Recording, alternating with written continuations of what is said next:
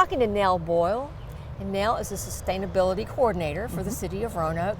Nell, we want to talk about the plastic bag tax that's recently been passed by City Council. Talk about that. What is that, and kind of background on it? Give us a little about that. Absolutely. It's an environmental tax. So we're here to try and change behavior and get people to learn and understand what the problem is with the plastic bags. What we're finding with the plastic bags is they're so lightweight, they just pick up by the wind. There's a lot of litter. There's a lot of damage in the stormwater drains where the bags get caught up in the waterways, which is really the big problem for us. And also, you may be familiar with the term microplastics. So these bags, they get into the water and they break down, but they don't actually dissolve. They just break into really tiny little pieces.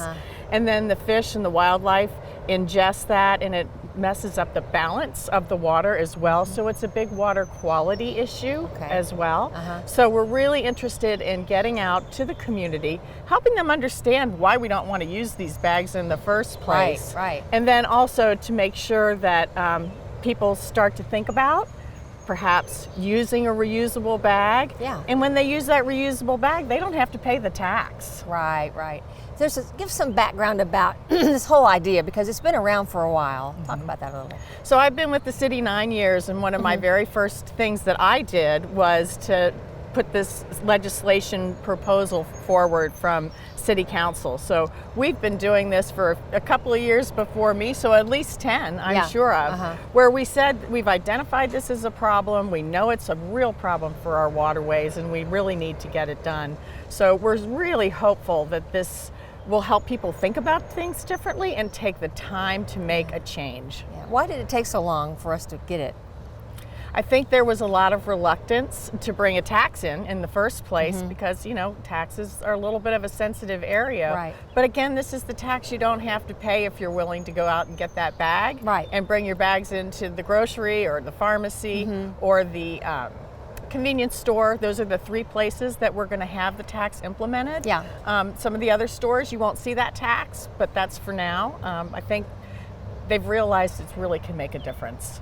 And the state legislature had to support it as well, They had to enable it for anybody to be able to do this. And so after the state enabled it, then we went ahead and adopted it.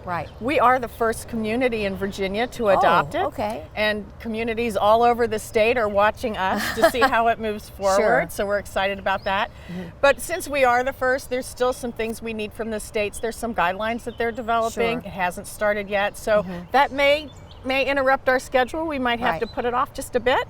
But we are the ones that are taking the lead on this. So pretty exciting. So when have we projected that it will take effect? January 1st. It's adopted as of July 1st, and then January 1st is 2022. It'll go into effect. So we'll be working with local grocers, local convenience stores, local pharmacies to help them put in place any kind of special processes that they need to do. And then the other thing I hadn't mentioned is this tax, Melinda, can go to the benefit of cleaning up the litter and providing education, and also free bags for those that are in need. Like the one you have in your hand? Like the one I have in my hand, it's such a nice thing. I love this one. It was just at the checkout store at the grocery, and it's got the nice insulated lining, and I like this. It's got that.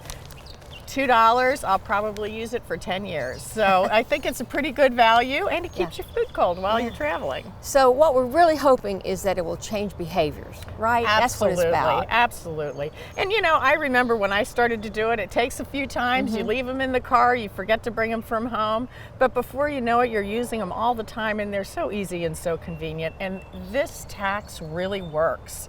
That's the thing that we're seeing in other areas that have implemented it. The first year, it's a little bit of a learning curve. The second year, hardly any tax is collected because people have changed their behavior. I know, and I remember one of our city council members saying, we hope we don't collect any tax. Absolutely. Absolutely. Yeah, this is the one you can avoid. Well, if somebody's watching and they want to know more, how can they get information? They could reach out to me, Nell Boyle, at the City of Roanoke, and my email is nell.boyle@roanokeva.gov, and my phone number is 540-853-5430. Well, it's very interesting. We hope it's very effective, and thanks for sharing it. Thank you.